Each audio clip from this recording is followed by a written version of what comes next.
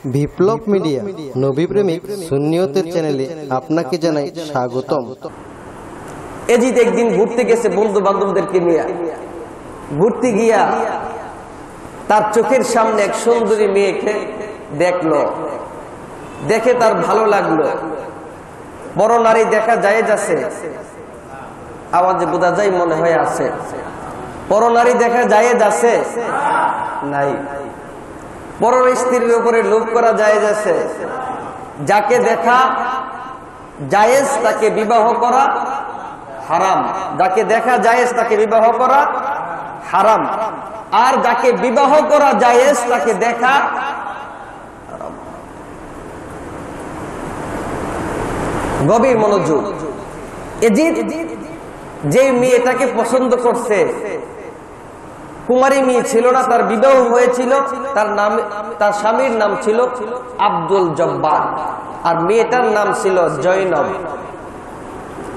জৈনবকে দেখে পরনারীর উপরে যেই লোকটা আরেকজনের স্ত্রীর উপরে লোভ করে, এইরকম লম্পট চরিত্রহীন ব্যক্তির পক্ষে কথা বলা, হুসাইনের বিরুদ্ধে কথা বলা, আজকে সমাজের মধ্যে যারা বলে তাদেরকে চিহ্নিত করা দরকার, তাদেরকে বয়কট করা দরকার।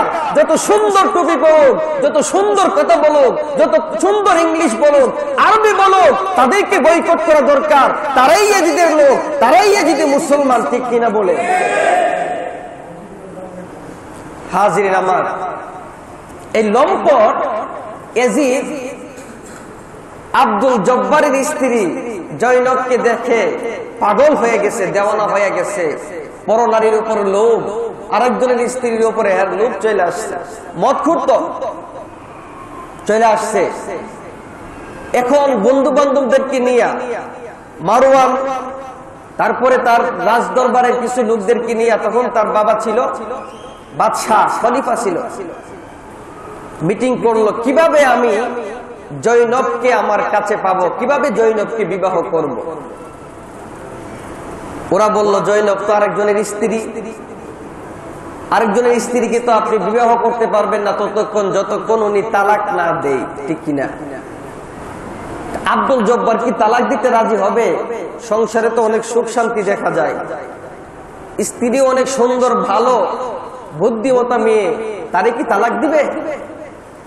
মারওয়ান বলল, এজিদ তালাক কি আর এমনি এমনি দিবে? চক্রান্ত করে তালাক দেওয়াতে হবে, ব্যবস্থা করো। চিঠি লিখলো, আব্দুল জব্বারের কাছে চিঠি পাঠাইলো। চিঠিতে লেখা আছে, চিঠি পাওয়া মাত্রই তুমি দামেস্কে চলে আসবা। এজিদের বাড়ি ছিল দামেস্কে। আব্দুল জব্বার দামেস্কে চলে আসছে। আসার পরে রাজমহলের ভিতরে তারে প্রবেশ করাইছে, ঢুকাইছে। ঢুকায়া বলতেছে, একটা কথা তোমাকে বলার ছিল। বলে, কি? তোমার সাথে আমরা আত্মীয় করতে চাই। কিভাবে আত্মীয় করবেন? বলে, আমার একটা বোন আছে সালেহা নাম, আমি আমার বোনকে তোমার কাছে বিবাহ দিয়া এই রাজ দরবারে সিংহাসনে তোমাকে রাজকীয় হালাতে জীবন যাপন করার ব্যবস্থা করে দিব। লোভে পাপে আব্দুল জব্বার তো গরিব মানুষ, এত বড় অফার পাইয়া আব্দুল জব্বার বলতেছে, কিভাবে সম্ভব? আমার তো একটা বউ আছে, অসুবিধা নাই। মাসনা ওয়া সুলাসা ওয়া রুবা, কোরআনের আয়াত। তুমি একটা, দুইটা, তিনটা, চারটা পর্যন্ত বিবাহ করতে পারো, অসুবিধা কি? এতদিন গরিব ছেলে, একটা বিয়ে করছো, এখন রাজ দরবারে থাকবা, ওই স্ত্রী সহ এখানে নিয়ে আসবা, কোন সমস্যা আছে? পরে দুইটা করবা, কি কর? আব্দুল জব্বারের ভিতরে লোক চলে আসছে, ঠিক আছে আমি রাজি, কিন্তু শর্ত হলো সালেহাকে বিয়ের আগে দেখা যাবে না। বিয়ের আগে, বিয়ে কমপ্লিট হওয়ার পরে দেখবে। কত বড় ষড়যন্ত্র এজিদ করেছে। যাও, আমার পক্ষ থেকে সালেহার কাছে বিবাহের প্রস্তাব নিয়ে যাও। প্রস্তাব নিয়ে গেছে, তখন প্রস্তাব নিয়ে আবার চলে আসছে। বলে, সালেহা কি বলছে? সালেহা বলছে, আব্দুল জব্বারের আগের একজন স্ত্রী আছে জৈনব, তাকে তালাক না দেওয়া পর্যন্ত আমি তার কাছে বিবাহ বসতে পারবো না। যদি তালাক দিতে পারে তাহলে আমি তার কাছে বিবাহ বসবো। লোকেরা বলতেছে আব্দুল জব্বার চিন্তা করে দেখো, কোথায় জৈনব আর কোথায় বাদশার মেয়ে এজিদের, শাহজাদা এজিদের বোন সালেহা, রাজ দরবার রাজবাড়ি, কোথায় থাকবা, কাকে বিবাহ করবা? লোক চলে আসছে আর বলতেছে এই মুহূর্তে আমি জৈনবকে তালাক দিয়ে দিব। নাউজুবিল্লাহ। অনর্থক স্ত্রীকে তালাক দেওয়া যাবে? আমি আমার স্ত্রীকে তালাক দিয়ে দিব। ঠিক আছে, দিয়ে দাও। তালাক পত্র নিয়ে সালেহার কাছে গেছে। সালেহা, এই যে দেখো,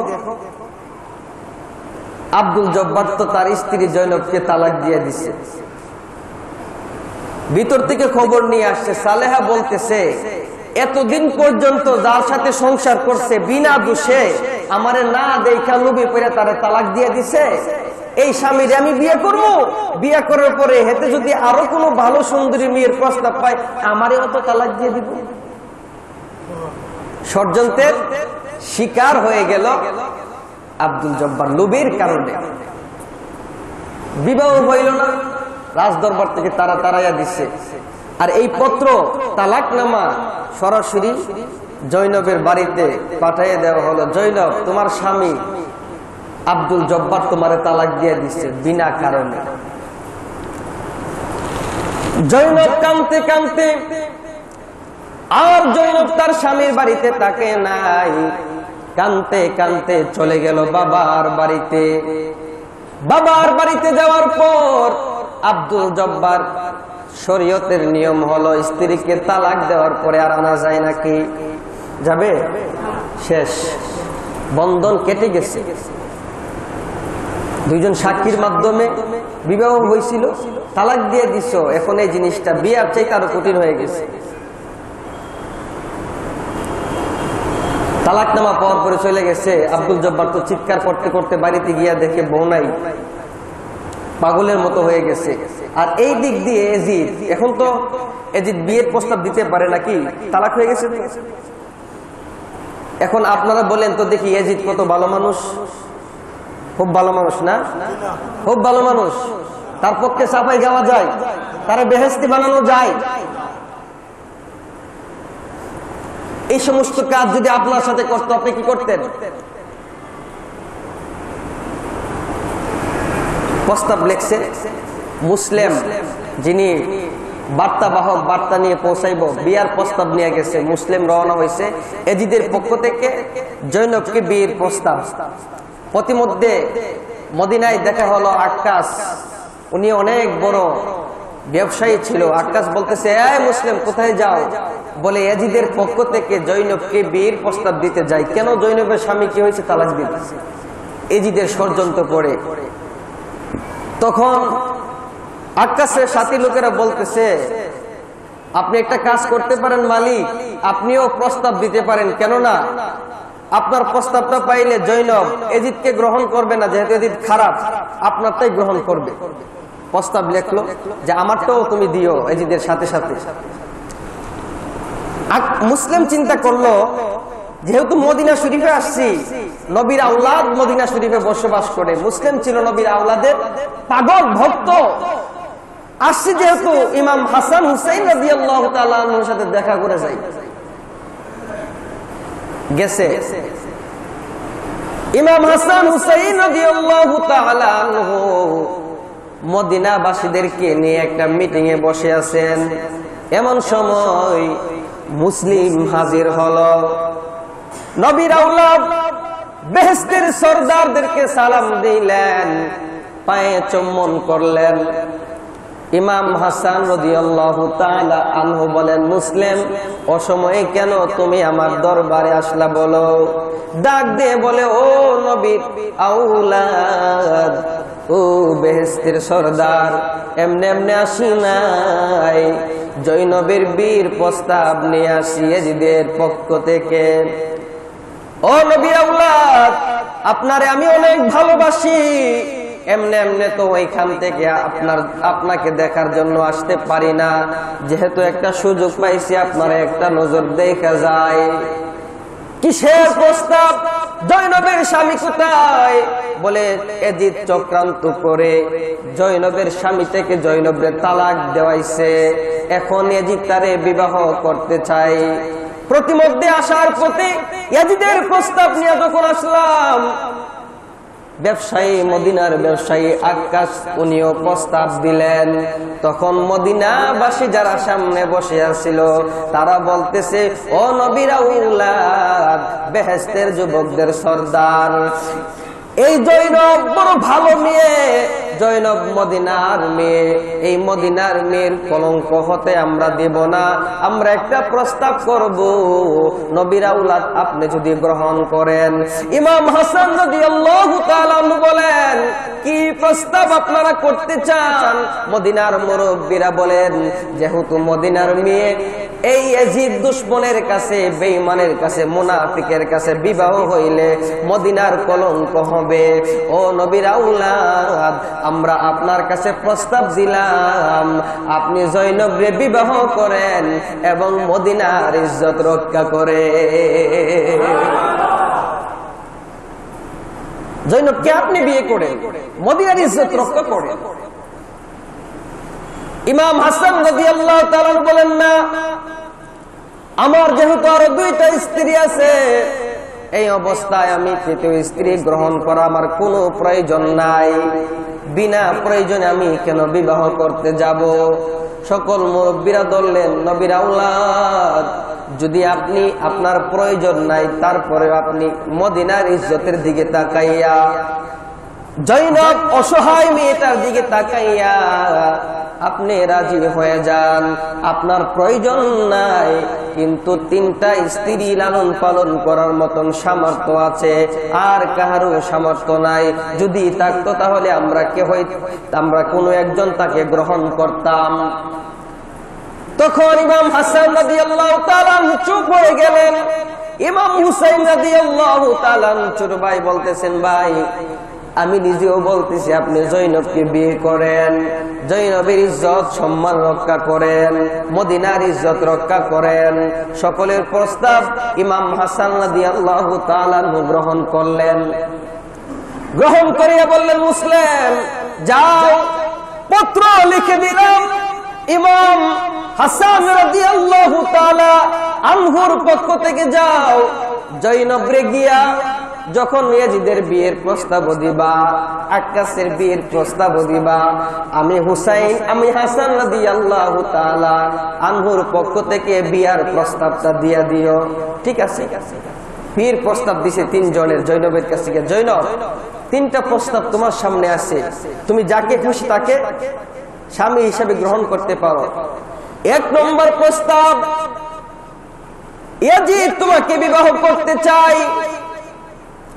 কাগজটা ছিঁড়ে জৈনব ফেলে দিছে। 2 নম্বর প্রস্তাব, বড় ব্যবসায়ী আক্কাস তোমাকে বিবাহ করতে চাই, কাগজটা ফেলে দিছে। আর 3 নম্বর প্রস্তাব, আওলাদে রাসূল, বেহেশতের সরদার ইমাম হাসান রাদিয়াল্লাহু তাআলা তোমাকে বিয়ে করতে চাই। জৈনব খুশি হয়ে গেলেন, আলহামদুলিল্লাহ বলে বিবাহের প্রস্তাব গ্রহণ করলেন। সুবহানাল্লাহ। বিয়ে হয়ে গেল। ওই দিক দিয়ে যে তেলে বেগুনে জ্বলে উঠছে, এত কষ্ট করলাম আমি, আর জৈনব আমার পত্র ছিঁড়ে ফেলে দিয়ে আমার চিরশত্রু, আমার দুশমন হাসানের প্রস্তাব গ্রহণ করছে। একদিক দিয়ে আমার বাবা বর্তমান খলিফা, আমার বাবা যদি মারা যায়, চুক্তি হলো মুয়াবিয়া মারা যাওয়ার পরে খলিফার, মুসলমানদের খলিফা হবেন, বাদশাহ হবেন, রাজত্বের মালিক হবেন, সিংহাসনে বসবেন ইমাম হাসান রাদিয়াল্লাহু তাআলা। আর এজিদ চিন্তা করতেছে, যদি হাসান বেঁচে থাকে, আমার বাবার ইন্তেকালের পরে তো চুক্তি অনুযায়ী হাসান সিংহাসনে বসে যাবে, তাহলে আমি শাহজাদা হয়ে কি পাইলাম? আমি শাহজাদা হয়ে কি পাইলাম? আমি বসতে পারবো না, আমার বাবা সিংহাসনের মধ্যে হইতে পারে না, আমার পথের কাটা ইমাম হাসানকে আগে মারতে হবে। নাউজুবিল্লাহ বলেন। ও মিয়া ভাই, নিজের বিবেককে প্রশ্ন করেন না যে ইয়াজিদ বলে আমার চিরশত্রু হাসানকে মারতে হবে, বেহেশতের সর্দারকে মারতে হবে, নবীর আওলাদকে মারতে হবে। এই ইয়াজিদের পক্ষে কিভাবে মানুষ কথা বলে, কিভাবে মানুষ ইয়াজিদের পক্ষে সাফাই গায়? আমার পথের কাটা হাসানকে আমার রাস্তা থেকে সরাতে হবে। মাথা নষ্ট হয়ে গেছে কার? ইয়াজিদের। কি করা যায়? মারওয়ান ছিল প্রধানমন্ত্রী ছিল, আর ইয়াজিদের বাবা ছিল প্রেসিডেন্ট। প্রধানমন্ত্রী থেকে প্রেসিডেন্টের পাওয়ার বেশি। একটা কাজ করো, নতুন করে আবার নতুন ষড়যন্ত্র সৃষ্টি করো, যাতে আমি জয়নগরেও পাই, আমার পথের কাটা হাসানকেও আমি মারতে পারি। কি করা যায়? মদিনার পথে রওনা হয়েছে। মদিনার মধ্যে কোনো বিকাউস মহিলা আসেনি, কারণ মহিলা ছাড়া সংসারে পেশ লাগাইতে পারে, কথা কয় না পারে। আহারে কি কষ্ট তোমার, সারাদিন কাজ করো, এই করো সেই করো, স্বামী রুজি রোজগার করে একটা আয় উন্নতি দরকার আছে না? 4-5 জন ফ্যামিলির মধ্যে একসাথে তুমি থাকো, শ্বশুর শাশুড়ির লইয়া সারা জীবন সংসার করতে পারবা, ভবিষ্যৎ কি? আসেনি এরকম? আসেনি? পিন মরেন না? কথাটা তো ঠিক হইয়াছে, কথা তো। এই সংসারের মধ্যে আমার স্বামী একটা রুজি করবো, আর বোনেরও খাওয়াইবো, বইরারেও খাওয়াইবো, আবার তার ছেলে মেয়েরেও খাওয়াইবো। তা আমার ভবিষ্যৎ কি? আমার ছেলে মেয়ের ভবিষ্যৎ কি? এই রাতের বেলা শুইয়া জামাইরে কি দেয়? ওই নসিহত শুরু করছে। পিসাব যেমন মুরিদদের নসিহত করে, আসিনি এরকম? আপনি কি বুঝেন না? আমরা একটা ভবিষ্যৎ আছে না, লয় বাপের বাড়িতে বেড়াই আই, বাপের বাড়ির থেকে ওদিন তো খুব বাড়াই আসছিল, শ্বশুর বাড়ি বেড়াইতে গেছে। বেড়াইতে যাওয়ার পরে এই বেহারে শাশুড়ি আম্মা রান দিছে একটা, হের মা মনোজীবনের রান খাওয়াইছে। কি কন? মা নিজে না খাইয়া ফুলারে খাওয়াইছে, মার রান্না চোখে দেখছে না, শাশুড়ির রান চোখে দেখছে। শাশুড়ি যখন বাতের প্লেটের রান দিছে, খাইতেছে আর কইতেছে খুব টেস্ট হয়েছে খাবারটা আম্মা। শাশুড়ির কিন্তু কি মধুর সুরে ডাকে, আম্মা আম্মা। শাশুড়ির শ্বশুরে কয় আব্বা, ঠিক কিনা কর। আর নিজের মা বাবারে কয় বুড়া বেড়া, ধমক মারে। আর নিজের মারে কই বুড়া বেড়ি, ধমক মারে, ঠিক কিনা কর। এই রান দেখে হেতে তো রান খাইতেছে বিহুবে। শাশুড়ি আম্মা কইতেছে জামাই, ও জামাই, অদিন তো আসিলেন একলা, অদিন তো আসিলেন, এতদিন তো ছিলেন একলা, এত চিন্তা ছিল না। পরে করতেন বিয়া, হয়েছে কয়জন? 2 জন। কত সুন্দর নসিহত দেন, আমরাও তো সুন্দর ওয়াজ করতে পারি। কদিন পরে আল্লাহর রহমতে আমারও একটা নাতি নাতি রইব, এর একটা ভবিষ্যৎ আছে না? এভাবে যৌথ ফ্যামিলির মধ্যে থাকলে কি আপনি ভবিষ্যৎ করতে পারবেন? এতে তো রানে কামড় দিয়া শাশুড়ির প্রেমে হয়ে গেছে, হইরা কইতেছে ঠিকই তো আছে। এখন বাড়িতে গিয়া মার সাথে ব্যবহার বালা নাই, আস্তে কথা জুড়ে কয়, ধমক মারে। একটা জিনিস আনিস রে পুত, আনন্দ না, বুঝেন না কথাটা? খালি বউ ফিরিং না লোক আছি এরকম। বউ জিজ্ঞেস করে, যেভাবে তুমি আমারে মার হ, তুমি কি আমারে লয়া খাইতা না? বুঝোস না মায়ের অবস্থা দেখে, ঠিক কিনা কর? তোরা যে মারি বুঝিস না, তোরে লয়া খামু নাকি খামু না? এই মারার অর্থ কি? যখন ছেলের আচার আচরণ পরিবর্তন হয়ে যায়, তখন আলাদা করে দেয়, ঠিক কিনা কর? আহা, এই সমস্ত কাজ করবেন না। যত ফ্যামিলিতে থাকবেন, দুনিয়া তো সম্মান আছে, আখেরাতেও ভাই ভাই মিলে থাকবেন, ভাই বোনে মিলে থাকবেন, মা বাবার সাথে এক সংসারে থাকার চেষ্টা করবেন। সম্মান আছে, শান্তি আছে, আল্লাহর রহমত আছে। বলতেছিলাম কোন কথাটা যেন, কুটনা বুড়ি খুঁজতেছে, বিকাউস মহিলা খুঁজতেছে। যদি পাওয়া যায় তাহলে একটা ইমাম হাসান রাদিয়াল্লাহু তাআলা আনহু সংসারের মধ্যে একটা পেশ লাগানো যাইব। খুঁজতে খুঁজতে খুঁজতে খুঁজতে একজন মহিলা পাইছে, তার নাম হইল মাইমুনা। কি নাম? মাইমুনারে পাইছে। মাইমুনারে বলছে, মাইমুনা মনটা তোমার বেজার বেজার কারণ কি? মাইমুনা কই, আমি নবীর আওলাদরে দেখতে পারি না। নাউজুবিল্লাহ কল। এরে মাইমুনা, নবীর আওলাদরে তুমি কেন দেখতে পারো না? মাইমুনা বলে, আমি বোরকা ছাড়া বাজারে গিয়েছিলাম, ইমাম হাসান রাদিয়াল্লাহু তাআলা তার লোকদেরকে নিয়ে আমাকে দম খাইছে। তাদের শাসন, তাদের নিয়ম নীতি আমার ভালো লাগে না। আমার মন ইচ্ছা মতন আমি মদিনা শহরে চলতে পারি না, এই জন্য আমি নবীর আওলাদকে পছন্দ করি না। আছে না নাই? বর্তমান সমাজে হুজুর দেখতে না। কেন? হুজুররা মহিলারা দেখতেই পারে না। কি করছে? কই মহিলারা বদলাম কি বদলাম কয়? কয় আমরা কি পোশাক পরলাম না পরলাম, হ্যাঁ এটা দেখা দরকার আছে। আমরা কই নাচ দিলাম, কই কি করলাম, এগুলি আর দেখার দরকার আছে? হুজুর দেখতে পারে না। আছে না নাই? চিরশত্রু হয়ে গেছে আমরা।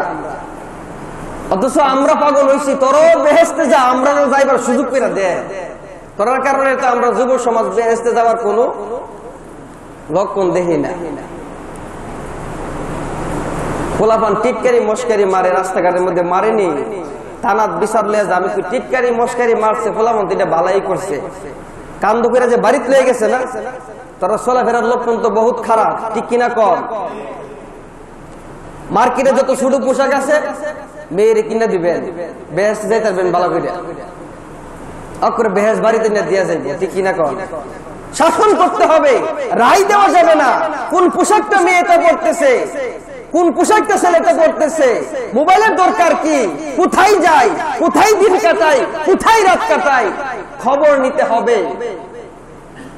গাছ যখন ছোট থাকে তখন দেখবেন আকাশি গাছ বলে লম্বা লম্বা গাছ আছে না, কাঠ গাছ, গাছ লাগানোর পরে দেখবেন লম্বা গাছ, চিকন গাছ তো বাতাসে হেলে দিলে তখন কি করে, একটা বাঁশ গাছের সাথে বাইন্দা দেয়। কেন বাইন্দা দেয় জানেন? যাতে বাতাস আসলে গাছ হেলে দিলে না পড়ে, ভেঙে না যায়, বেকাতেরা না হয়। গাছ যখন মোটা হয়ে যায় তখন আর কোনো কিছুই লাগে না। নরম থাকা অবস্থায় শাসন লাগে বাচ্চাদের, ছোট অবস্থায়, তখন রায় দিবেন না, বড় মোবাইল হাতে দিবেন না, যা খুশি তা করতে দিবেন না। তাহলে আপনার সন্তান একদিন আপনার উপরে সর্দারি শিখবে, ঠিক কিনা বলেন? যদি 2 বছর তারা শাসন করতেন, সারা জীবন তার ভালো ব্যবহার পাইতেন। ছোটবেলায় আদর করছেন, বেশি বেশি শাসন করেন নাই, ধমক দেন নাই, যেভাবে খুশি চলতে কিছুই বলেন নাই।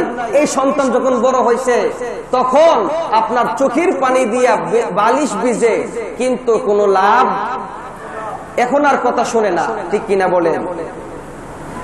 আপনার অতিরিক্ত রায় দেওয়ার কারণে আপনার সন্তান নষ্ট হয়ে যায়। উদ্দেশ্য যেহেতু জুমার আলোচনা, এজন্য পয়েন্ট ধরে ধরে আমাকে কিছু শিক্ষণীয় কথা বলতে হবে। হাজিরিন আমার, এই কুটনা বুড়িকে বলল একটা কাজ করো, তাহলে ইমাম হাসান রাদিয়াল্লাহু তাআলা আনহুর ঘরে যদি অশান্তি সৃষ্টি করতে পারো, তাহলে তোমাকে এজিদ, শাহজাদা এজিদ তোমাকে অনেক পুরস্কার দিব। করতে পারবা? বলে পারবো। এই দায়িত্ব দিয়ে ওনারা চলে গেছেন। মাইমুনা কুটনি বুড়ি ইমাম হাসান রাদিয়াল্লাহু তাআলা আনহুর বড় স্ত্রী হাসনে বানুর কাছে গিয়া বলছে, হাসনে বানু কেমন আছো? হাসনে বানু বলছে আলহামদুলিল্লাহ। ওই সতী নারী, ভালো ঘরের মেয়ে হইলে কি হয়, শুকরিয়া আদায় করলাম, আমি ভালো আছি। তখন মাইমুনা বলতেছে, এরে হাসনে বানু, কেমনে ভালো থাকো, যার স্বামী 3-3টা বিয়ে করে, এই স্ত্রী কিভাবে ভালো থাকে? বুদ্ধি দিতেছে, কিভাবে ভালো থাকে যার স্বামী 3-3টা বিয়ে করে? হাসতে পারো বলতেছেন না, ইসলামের আইনের ভিতরে আছেন আমার স্বামী 3টে বিয়ে করুক, 4টে বিয়ে করুক, আমার স্বামী সকলের অধিকার হক পরিপূর্ণভাবে আদায় করতে পারে, আমার কোনো আপত্তি নাই। সুবহানাল্লাহ। আমার কোনো আপত্তি নাই, স্বামীর বিরুদ্ধে আমার কোনো নালিশ নাই। উনি হলেন আওলাদে রাসূল, বেহেশতের যুবকদের সর্দার, বেহেশতের মহিলাদের সর্দারনির একমাত্র কলিজার টুকরা সন্তান। তার বিরুদ্ধে আমার কোনো নালিশ নাই। এমন একজন ব্যক্তির স্ত্রী আমি হইতে পারছি, এটাই তো আমার ভাগ্যবান। আমার থেকে আনন্দ, আমার থেকে ভালো পৃথিবীর কেউ হতে পারে না। সুবহানাল্লাহ। মাইমুনা দেখলেন এখানে সুবিধা করা যাবে না, চলে গেছেন দ্বিতীয় স্ত্রী জুবাইদার কাছে। এরে জুবাইদা, কেমন আছো? বেশি ভালো না। রাস্তা পাইছিনি? হ্যাঁ, দেখতেছে প্রথম সুইটা ঢুকে গেছে, এখন কুড়াল দেওয়া কি দোকান যাইব। বেশি ভালো না। কেন ভালো না? তখন মাইমুনার কথাটা জুবাইদা বলতেছে, কেমনে ভালো থাকবো যার স্বামী তিনটা বিয়া করে, তার ঘরে কি সুখ শান্তি আছে নাকি? নাউজুবিল্লাহ।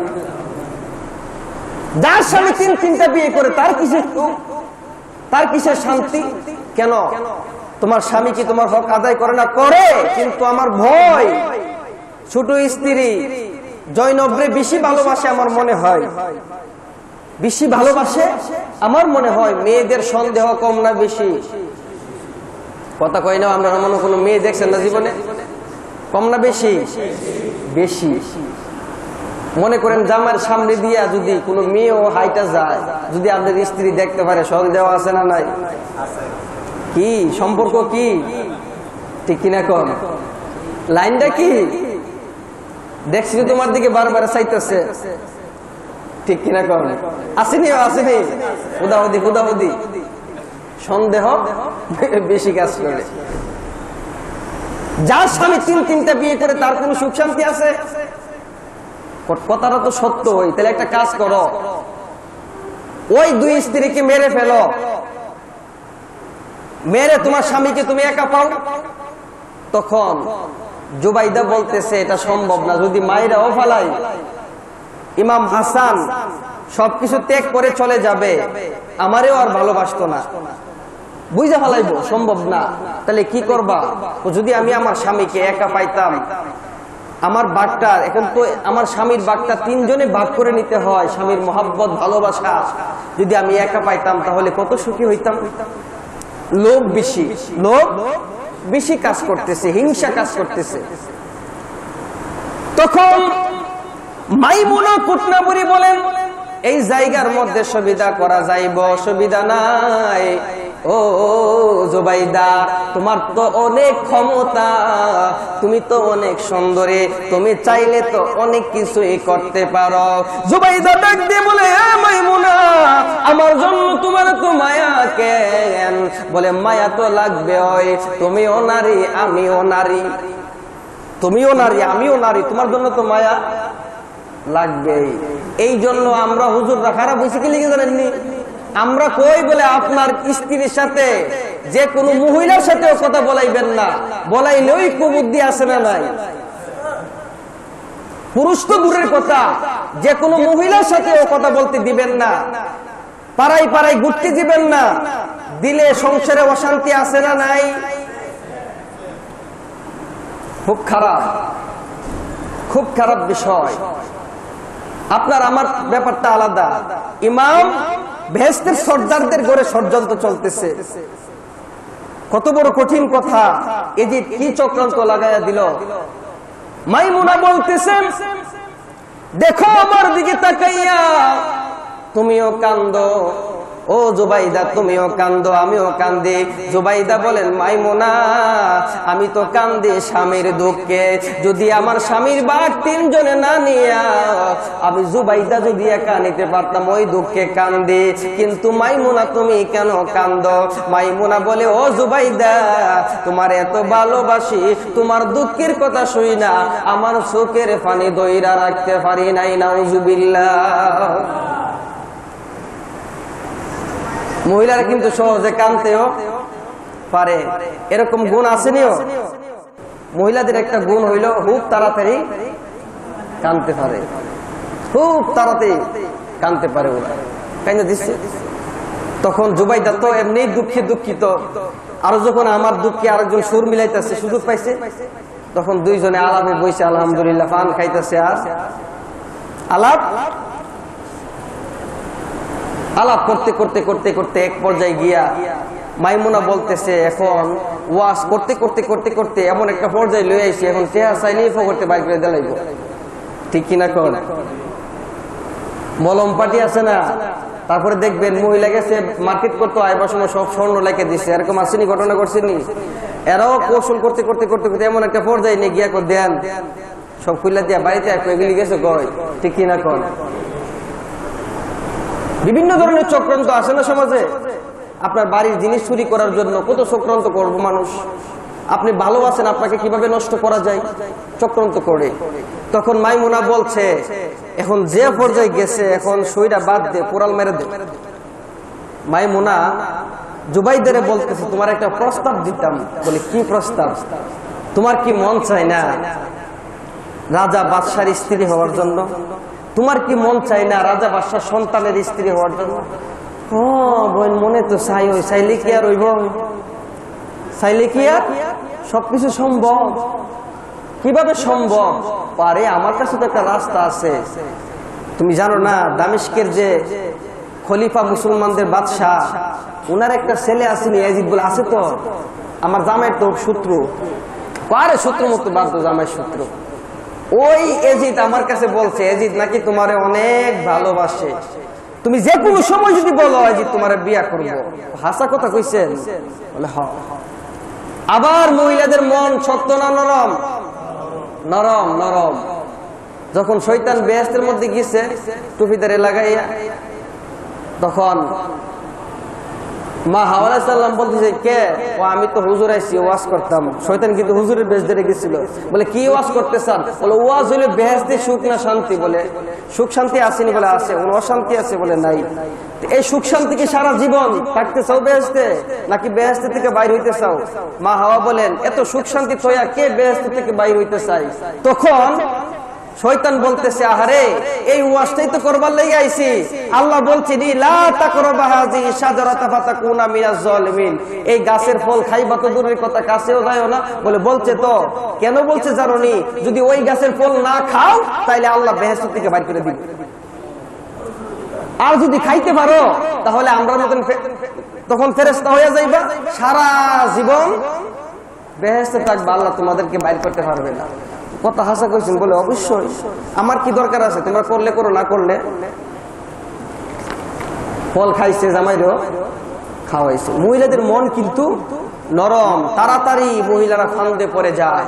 ঠিক কিনা বলে?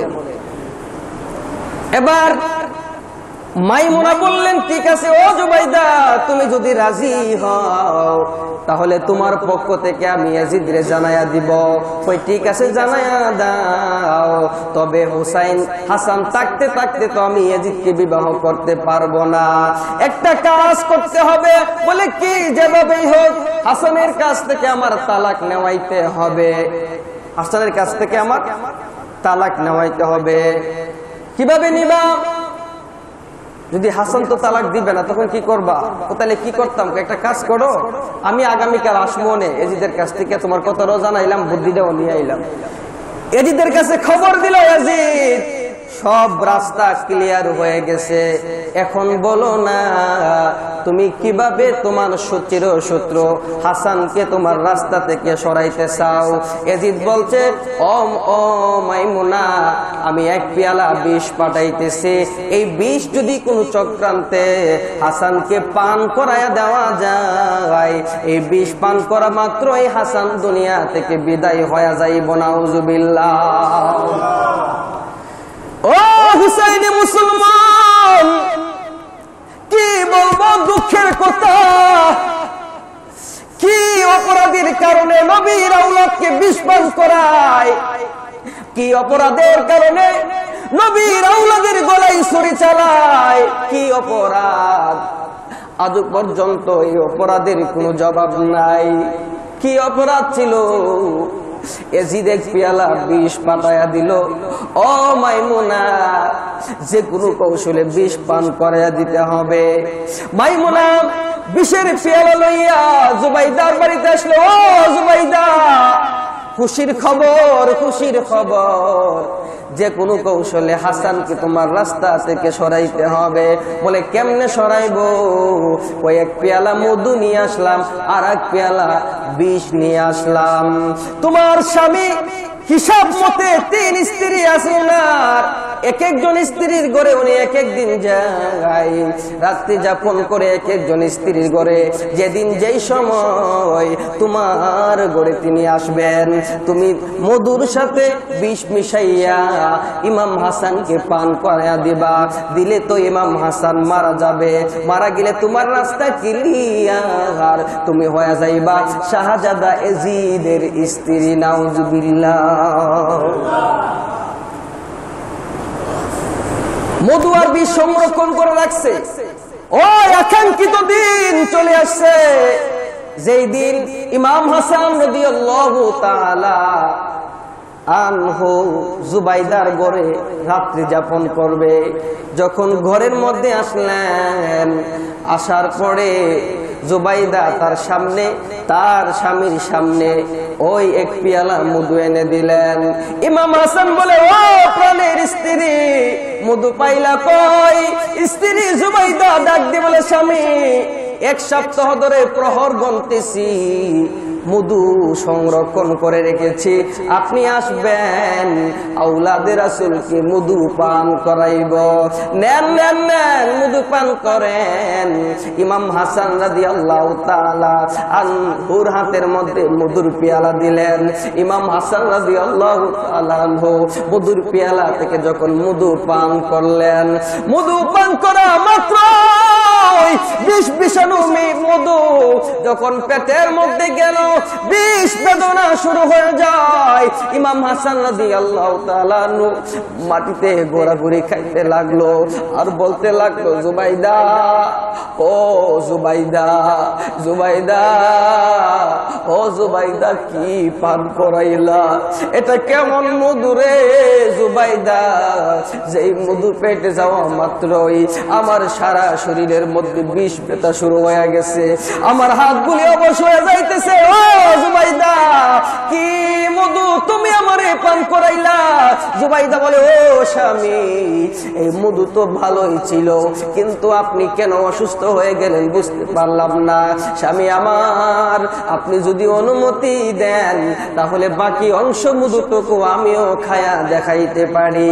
ইমাম হাসান বলেন, না জুবাইদা, না, এই মধু স্বাভাবিক মধু নয়, এই মধু তুমি খাও না, তোমার প্রাণ থাকবে না। ও জুবাইদা, আমারে টান দিয়া মাটি থেকে উঠাও। ইমাম হাসান রাদিয়াল্লাহু তাআলা টান দিয়া মাটি থেকে উঠাইলেন। ইমাম হাসান একটা দূর মারলেন রাহমাতুল লিল আলামিনের রওজা মুবারকের কাছে। নবীজির রওজা মুবারকের কাছে যাইয়া মাটির মধ্যে গড়াগড়ি খাইয়া ইমাম হাসান ডাকে, নানা, ও নানা, ও নানা গো, ও নানা গো, নানা, আমি হুসাইনের কি হইল?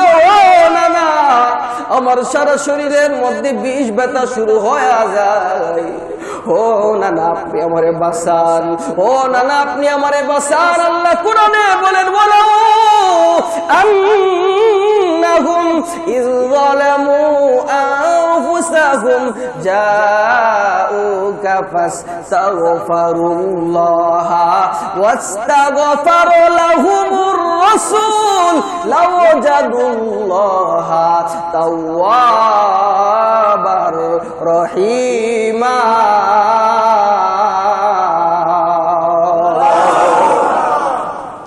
আল্লাহ বলে, এই দুনিয়ার মানুষ যদি কোনো গুনাহ কইরা ফেলাও, যদি কোনো বিপদে পইরা যাও, ওয়ালাউ আন্নাহুম যালামু আনফুসাহুম জাউকা ফাস্তাগফিরুল্লাহ ওয়াস্তাগফার লাহুমুর রাসূল লাওয়াজাদুল্লাহা তাওয়াবার রহিমা।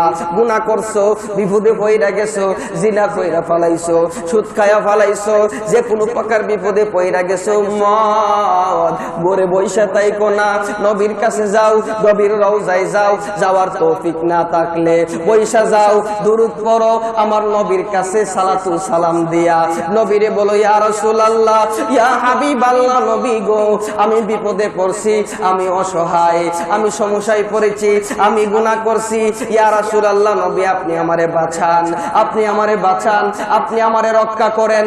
আল্লাহ রাব্বুল আলামিন বলে ও দুনিয়ার মানুষ, যদি তোমরা নবীর কাছে দরখাস্ত করো, যে কোনো অসুবিধায় পড়িয়া, যে কোনো সমস্যায় পড়িয়া যদি রহমাতুল লিল আলামিনের কাছে দরখাস্ত করবা, আমার রহমাতুল লিল আলামিন যদি তোমার পক্ষ থেকে আমি আল্লাহর কাছে দরখাস্ত করে, আমি আল্লাহ ওয়াদা দিলাম সাথে সাথে সকল সমস্যা দূর করে দিব। আল্লাহু আকবার। সব সমস্যা দূর করে দিব।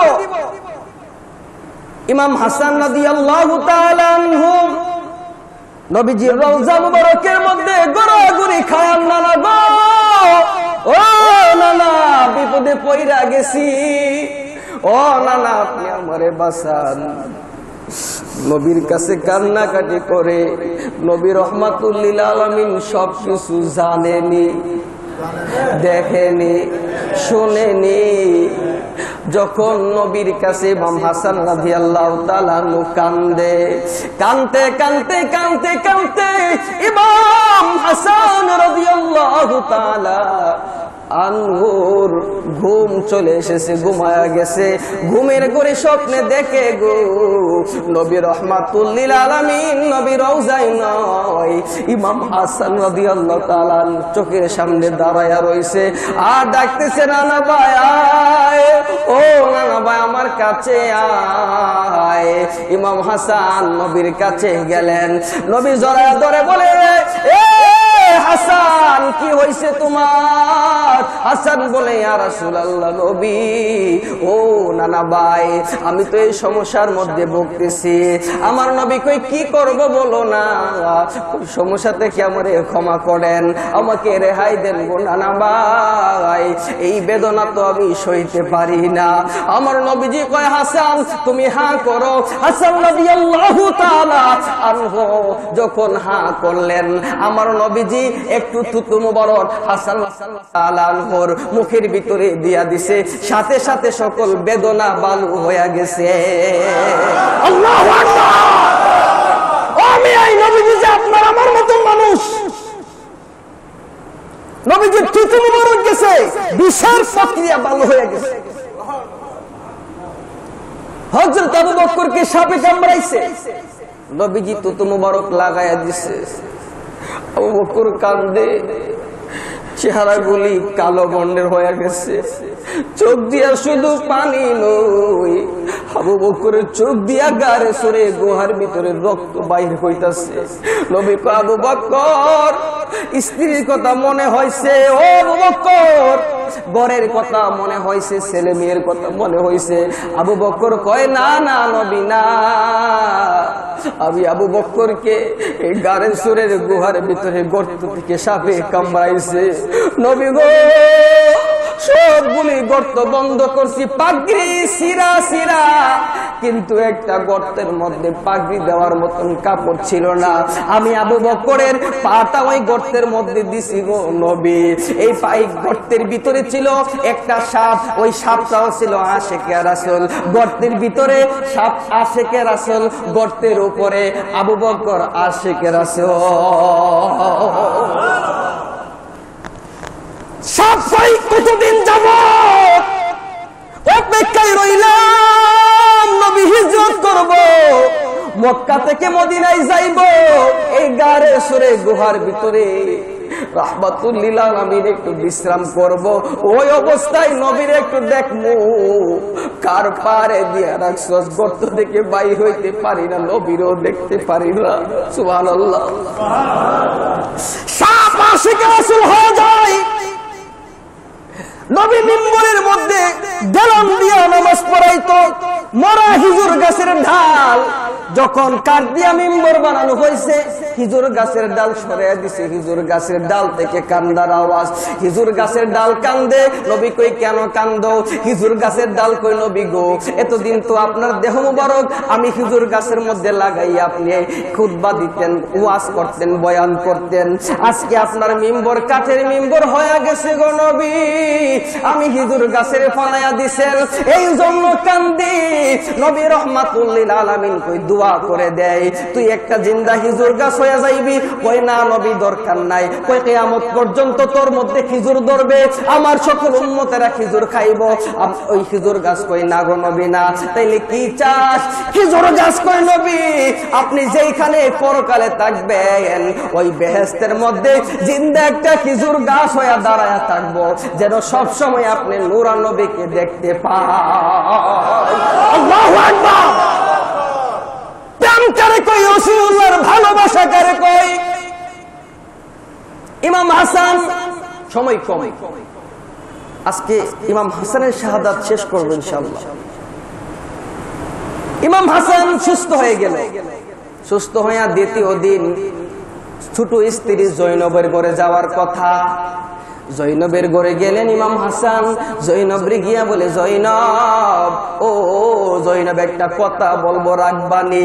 জৈনব বলে, প্রাণের স্বামী কি বলবেন? বলে, ও জৈনব, গতকাল আমার দ্বিতীয় স্ত্রী জুবাইদার ঘরে আমার রাত্রি যাপন করা তার হক ছিল, তার পাওনা ছিল, কিন্তু আমি গেলাম, যাওয়া মাত্র আমি অসুস্থ হয়ে গেলাম। সারাটা রাত আমি ওইখানে থাকি না, নানা ভাইয়ের রওজার পাশে আমি কাটাইছি। জৈনব, আমি তো জুবাইদার হক আদায় করতে পারি নাই। কেমন স্বামী চিন্তা করেন, সুবহানাল্লাহ। ও জৈনব, হিসাব মতে আজকে তোমার ঘরে রাত্রি যাপন করবো আমি, কিন্তু আমার জুবাইদা, আমার প্রাণের স্ত্রীর ঘরে তো আমি গত রাত্রি যাপন করতে পারি নাই, তার হক আদায় করতে পারি নাই। কাল হাসরের ময়দানে যদি আমি হাসান রাদিয়াল্লাহু তাআলার বিরুদ্ধে জুবাইদা বলে, ও নবী, আপনার নাতি একটা রাত আমার ঘরে রাত্রি যাপন করার কথা ছিল, আমার হক আদায় করে নাই, আমি তো আমার নানা ভাইয়ের কাছে লজ্জিত হয়ে যাইব। ও জৈনব, তোমার অনুমতি চাই, আমি জুবাইদার ঘরে থাকতে চাই। যদি তুমি অনুমতি দাও, আমারে যদি আসামি না বানাইতে চাও। এবার জৈনব বলে, প্রাণের স্বামী, আপনি জুবাইদার ঘরে যাবেন, আমার অনুমতির তো কোনো দরকার নাই। অনুমতি কেন গো স্বামী? আপনার বিরুদ্ধে তো আমি কোনো নালিশ করব না। এবার নবী রাহমাতুল লিল আলামিনের আওলাদে আহলে বায়াতের সদস্য, বেহেশতের সরদার ইমাম হাসান রাদিয়াল্লাহু তাআলা আনহু বলেন, ও জৈনব, কাল হাসরের ময়দানে যদি তুমি আমার নানার কাছে গিয়া নালিশ করো, আমি জৈনবের ঘরে রাত্রি যাপন করার কথা ছিল, কিন্তু আপনার নাতি আসে নাই, এক রাতের হক যদি তোমার নষ্ট করি, তাইলে আল্লাহর দরবারে কি জবাব দিব? ও মিয়া ভাই, স্ত্রী ঘরে যাবে, আরেকজন স্ত্রীর অনুমতি লইয়া যাইতেছে, কেননা আজকে রাত তোমার ঘরে রাত্রি যাপন করা আমার হক ছিল, আর নিজের স্ত্রী ঘরে থইয়া পাড়ায় পাড়ায় ঘুরে পড়ায় আজকের সমাজের যুবকেরা, ঠিক কিনা বলেন? কিসের হক, কিসের কি? আমাদের জন্য আমরা গুনাহ করি, আমাদেরকে বেহেশতে নেওয়ার জন্য তারা জীবন দেয়, আমাদের কোনো সমস্যা নাই, আমরা আমাদের কাজ কইরা বেড়াইতেছি, বেড়াগিরি করতেছি। ইমাম হাসান রাদিয়াল্লাহু তাআলা আনহু, জৈনব, দেখেন জৈনব কেমন স্ত্রী, জুবাইদার ঘরে যাওয়ার জন্য অনুমতি দিয়া দিলেন। জুবাইদার ঘরে গেলেন, যাওয়ার পরে দ্বিতীয় দিন জুবাইদা মাইমুনার কাছ থেকে বলছে, মাইমুনা, পারছি না তো, মধু দিয়া খাওয়া ইসলাম, মরছে না তো, কখন কি করতাম? কই, তোমার স্বামী হাসান কি পছন্দ করে? বলে, নবীজিও খিজুর পছন্দ করত, আমার স্বামী হাসানও খিজুর পছন্দ করে, আজকে খিজুরের সাথে বিষ মিশাইয়া খাওয়াইয়া দাও। রাতের বেলা যাওয়ার পর খিজুর বিষ যেই খেজুরের মধ্যে মিশাইবা, আবার কিছু খেজুর চিহ্নিত করে রাখবা, বিষ মিশাইবা না। তোমার স্বামীর দিবা, তোমার স্বামী মুখে দেওয়ার আগে ওই চিহ্নিত খেজুর, যেই খেজুরের বিষ নাই, তুমিও খাইতে থাকবা। এবার ওই মাইমুনার কথা অনুযায়ী জুবাইদা ইমাম হাসান রাদিয়াল্লাহু তাআলা আনহুর সামনে খেজুর এনে দিলেন। ওই খেজুর নিজেও খাইতে লাগলেন, ইমাম হাসানও খাইতে লাগলেন। আবার বিষ বেদনা শুরু হয়ে যায়, এত বিষ, এত বেদনা। ইমাম হাসান রাদিয়াল্লাহু তাআলা আনহু দৌড়ায় চলে গেছেন নবীজির রওজা মুবারকের কাছে। প্রথম দিনের মতন কান্নাকাটি করলেন, গড়াগড়ি খাইয়া নবীর কাছে ক্ষমা চাইলেন। নবীর কাছে বললেন, ইয়া রাসূলুল্লাহ, ও নানা ভাই, আপনি আমারে রক্ষা করেন, আপনি আমারে রক্ষা করেন। নবীজি আবার স্বপ্নে তুতু মুবারক পান করাইলেন। ইমাম হাসান রাদিয়াল্লাহু তাআলা সুস্থ হয়ে গেলেন। সুস্থ হওয়ার পর ইমাম হাসান কই, বুঝছি বুঝছি বুঝছি, এগুলি হইল জুবাইদার কাজ। নাউজুবিল্লাহ। কার কাছে বলবো আমার স্ত্রী আমারে বিষ পান করাইছে? থাকতাম না এলাকার মধ্যে, চলে গেছে, অন্য এলাকায় চলে গেছে। যাওয়ার পরে ওই এলাকার মধ্যেও শত্রু আছে না নাই? এজিদ চক্রান্ত করে যেখানেই নবীর আওলাদ যায় সেখানেই এজিদের শত্রু পৌঁছায়া যায়। এক মহিলা এসে বলতেছে, হুজুর আমি তো কালিমা পড়তে চাই। তখন ইমাম হাসান তারে কালিমা পড়াইলেন, মুসলমান বানাইলেন। কিন্তু মুনাফিক নবীর আওলাদকে ধোঁকা দেওয়ার জন্য আসছে। ওখানে নানা ষড়যন্ত্রের পরে ইমাম হাসান রাদিয়াল্লাহু তাআলা বলছে, এখানেও যখন আইছি, এখানে যখন ষড়যন্ত্র, তাহলে বোঝা গেল আমার মায়ের দোয়া আমার আল্লাহ কবুল করে ফেলেছে। আর বুঝতে বাকি নাই, যেখানে যায় আমার মায়ের দোয়া সেখানে আমার কাছে পৌঁছায়া যাইব। মা কি দোয়া করছে জানেননি? নবীর মা ফাতেমা দোয়া করছে, আল্লাহ নবীর উম্মতের নাজাতের জন্য, নবীর গুনাহগার উম্মতকে বেহেশতে নেওয়ার জন্য আমার ইমাম হাসানকে, আমার ইমাম হুসাইনকে তোমার রাস্তায় কুরবান করে দিলাম। বাড়িতে আসলেন, আসার পরে এখন আর জুবাইদার ঘরে যায় না। আলোচনা শেষ করে দিচ্ছি। জুবাইদার ঘরে আর যায় না। তাকে কার ঘরে? হাসনে বানো, বড় স্ত্রী ঘরে থাকে। এখন বড় স্ত্রী ঘরে থাকলে কিভাবে বিষ পান করাইব? কোন চক্রান্ত করেই পারতেছে না। আর দুইবার বিষ পান করাইলে সুস্থ হয়ে গেছে। তখন এজিদের কাছে খবর গেল এই অবস্থা। বিষ পান করানোর পরে ওইটাই চলে যায় নবীর রওজার পাশে। তখন এজিদ চিন্তা করলো, যতবার বিষ পান করাই আর যদি নবী রোজার পাশে যা সুস্থ হয়ে যাবে, মরতো না। এমন বিষ খাওয়াইতে হইব যাতে সাথে সাথে ওই অচল হয়ে যায়, যাতে ওইটা আর নবী রোজার পাশে না যাইতে পারে। এমন এক বিষ দিয়া দিল। কিভাবে খাওয়াইবা? যেই মস্ক থেকে, যেই পাতিল থেকে পানি পান করাইতো, ওই পানি পান করানোর পরে ইমাম হাসান রাদিয়াল্লাহু তাআলা আনহুর স্ত্রী, ভালো দুই স্ত্রী, উনারা খুব যত্ন করতেন। আর জুবাইদা কে কখন ইমাম হাসানের ঘরে আসতেছে যাইতেছে এই খবর রাখতেন। হঠাৎ করে সুযোগ পাইছে, সুযোগ মতে ওই বিষ, এমন তখনকার আমলে সব থেকে কঠিন বিষ, মারাত্মক বিষ, ওই পানির পাতিলের ভিতরে বিষ ছেড়ে দিয়ে আসছে, চলে আসছে। ইমাম হাসান রাদিয়াল্লাহু তাআলা স্বপ্নে দেখতেছেন, ঘুমায় রয়েছে ঘরের ভিতরে, স্বপ্নে দেখতেছেন মা ফাতেমা, হযরত আলী নবীজি চোখের মধ্যে পানি লইয়া ইমাম হাসান রে ডাকতেছে, হাসান আয়, ও হাসান চলে আয়, হাসান চলে আসো। হাসান রাদিয়াল্লাহু তাআলা স্বপ্নে দেখতেছেন, আহারে আমার বাবা মাওলা আলীর চোখের মধ্যে পানি, আমার মা ফাতেমা জুহরার চোখের পানি, আমার নানা রহমতুল্লিল আলামিনের চোখের পানি, আমারে ডাকতেছে, আয় হাসান আয়, তোমাকে বরণ করার জন্য, তোমাকে নেওয়ার জন্য আমরা অপেক্ষা করতেছি। ও নবীর উম্মত, এই নবীর আওলাদ কি করেছেন আমাদের জন্য। আর কুখ্যাত লুচ্চা ইয়াজিদ, এই খারাপ ইয়াজিদ কি করলো, কত ষড়যন্ত্র করলো। এই স্বপ্ন দেখা মাঝে মাঝে দেখবেন আমরা হঠাৎ কইরা ঘুম থেকে উইটা যায়, বুকটা শুকায়া যায়, কলিজাটা শুকায়া যায়। পানি কই, পানি কই, পানি কই, পানি খুঁজে আমরা পানি পান করি, ঠিক কিনা বলেন। এমন কঠিন স্বপ্ন দেখার পর ইমাম হাসান রাদিয়াল্লাহু তাআলা আনহু ঘুমের ঘর থেকে লাফ দিয়ে উঠে কয়, ও স্ত্রী, পানি কই, আমারে পানি দে। আমার নানা ভাই চোখের পানি চাইরা আমি হাসান রে ডাকতেছে, আমার বাবা মাওলা আলী চোখের পানি চাইরা আমারে ডাকতেছে, আমার মা ফাতেমা জোহরা বেহেশতের সরদারনি ডাকতেছে। কেন এমন স্বপ্ন আমি কেন দেখলাম, এমন কঠিন স্বপ্ন আমি কেন দেখলাম? পানি দাও, পানি দাও। যখন হাসতে বানু দৌড়ায় আইসা ওই পেয়ালা, বিষ মিশানো পেয়ালা থেকে উনি তো জানে না, বিষ মিশানো পেয়ালা থেকে এক গ্লাস পানি বের করে দিলেন।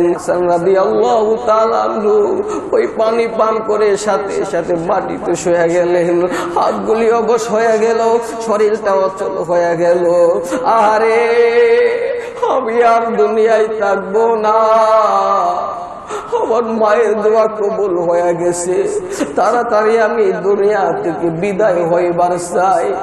ইমাম হাসান রাদিয়াল্লাহু তাআলা ডাক দিয়া কই, কই আমার কলিজার টুকরা ভাই কই, আমার ভাই হুসাইন কই, তাড়াতাড়ি করে আমার কাছে নিয়ে আসো। ইমাম হুসাইনের যখন নিয়ে আসছেন, ইমাম হুসাইনের হাতে দয়রা কই, ভাই আমি আর থাকতে পারবো না, নবীর উম্মতের নাজাতের জন্য আমার মা আমরা দুই ভাইয়ের কুরবানি দিছে, আমার কুরবানি আমার আল্লাহ কবুল কইরা ফালাইছে, আমি আর থাকতে পারবো না। কে যেন আমার জহুর খাওয়াই দিছে, কে যেন আমার বিষ পান করাইয়া দিছে। ইমাম হাসান বলে, হো ছোট ভাই আমারে বিদায় দিয়া দাও। ইমাম হুসাইন বলে, ভাই কে তোমারে জহুর খাওয়াইলো, কে তোমারে বিষ পান করাইলো, নাম বলো, তারে আমি দুনিয়াতে থাকতে দিব না। ইমাম হাসান রাদিয়াল্লাহু তাআলা বলে, হুসাইন রে, ও হুসাইন না, প্রতিশোধ নিতে হবে না, ও হুসাইন আমি তারে মাফ কইরা দিছি। তুমিও যদি কোনোদিন জানতে পারো কে আমারে বিষ পান করাইছে, আমি তোমারে বলবো না, আমি জানি। তুমি যদি কোনোদিন জানতে পারো কে আমারে বিষ পান করাইছে, কোনো প্রতিশোধ নিবা না, কোনো প্রতিশোধ নিবা না, তুমি কিন্তু তারে মাফ কইরা দিবা। ও হুসাইনের সাথে আরো অনেক কথা হইল, সময় সংক্ষিপ্ত থাকার কারণে আজকে বলতে পারবো না। ইমাম হুসাইন কই, কই আমার প্রাণের স্ত্রী জুবাইদা কই, যে জুবাইদা বিষ পান করাইলো। ইমাম হুসাইন কই, আমার প্রাণের স্ত্রী জুবাইদার আমার কাছে আসতো। জুবাইদা ইমাম হাসানের সামনে দাঁড়াইলো, দাঁড়াইয়া কান্দে, কি করলাম, কি করলাম। এবার ইমাম হাসান রাদিয়াল্লাহু তাআলা আনহু বলেন, জুবাইদা রে কি পাইলি, ও জুবাইদা তুমি কি পাইলা, আমারে বিষ পান করা তুমি কি পাইলা জুবাইদা? আমি রাগ করি না, আমি হাসানের মনে কোনো কষ্ট নাই, আমি হাসানের মনে কোনো দুঃখ নাই রে জুবাইদা, আমি তোমারে মাফ করে দিছি, আমি তোমারে মাফ করে দিছি। কাল হাসরের ময়দানে আমার আল্লাহ যখন আমারে বেহেশতে যাওয়ার অনুমতি দেবে, আমি বেহেশতে যাব না রে জুবাইদা, আল্লাহর কাছে সিজদায় পড়ে থাকবো, আল্লাহ আমার স্ত্রী জুবাইদারে না দেওয়া পর্যন্ত আমি হাসান বেহেশতে যাব না। জুবাইদা রে, এটা তো আমার মায়ের দোয়া, আমার মা যে দোয়া করছে নবীর উম্মতের নাজাতের জন্য, নবীর উম্মতকে জাহান্নাম থেকে বাঁচাইয়া বেহেশতে নেওয়ার জন্য, আমি হুসাইনের কুরবানি যে কবুল করছে, এই জন্যই তো ষড়যন্ত্রমূলক ভাবে জহুর খাইয়া নবীর উম্মতকে বাঁচানোর জন্য আমি হুসাইন বিদায় হইলাম, হাসান বিদায় হইলাম। ও মিয়া ভাই, আলোচনা লম্বা করব না। আমাদের শিক্ষা নেওয়া উচিত নবীর আওলাদ আমাদের জন্য কি করে গেছে। গুনাহ করি আমরা, বেহেশতে নেওয়ার জন্য নবী কাঁদতেছে, আহলে বায়াত শহীদ হয়ে গেছে আপনার আমার নাজাতের জন্য। আহলে বায়াতকে স্মরণ রাখা দরকার আছে না নাই? এই পাপিষ্ঠ কুখ্যাত ইয়াজিদ, যারা ইয়াজিদের সাফাই গায়, আমি কই তোর সন্তান হইলে তোর সন্তানের নাম রাখবি ইয়াজিদ, ইয়াজিদ যে তো ভালো নাম রাখবি ইয়াজিদ, এইটা করে না, সন্তানের নাম রাখে হুসাইন আর বলে ইয়াজিদ বালা। নাম রাখার সময় আহলে বায়াতের নাম, আর ভালোবাসার সময় দুশমনকে ভালোবাসে। আল্লাহ যেন আমাদের সবাইকে আহলে বায়াতের প্রেমিক হওয়ার তৌফিক দান করে, বলি আল্লাহুম্মা আমিন।